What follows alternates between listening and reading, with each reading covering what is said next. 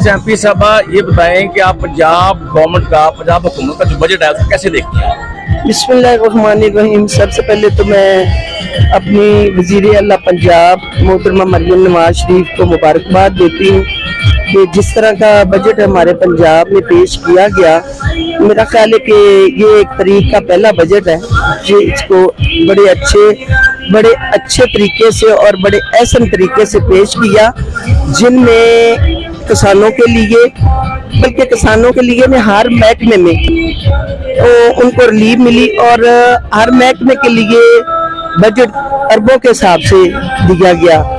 लेकिन कुछ लोग इस तरह की हैं कि वो बातें तो बड़ी करते हैं, लेकिन मैं समझती हूँ कि पिछले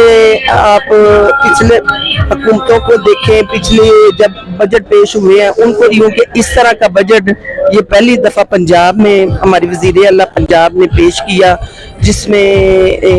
तनख्वाहें तो बढ़ी हैं लेकिन कम बढ़ी हैं, पेंशनें बढ़ाई हैं, वो किसानों के लिए जो टैक्स थे वो उन्होंने ख़त्म किए, किसानों के लिए बिना सूद पैकेज वो दे रही हैं। तो मेरा ख्याल है हमारा जो पिछले साल या पिछले बजट गुजरे हैं तो उसको भी उठाएं और इस बजट को भी देखें,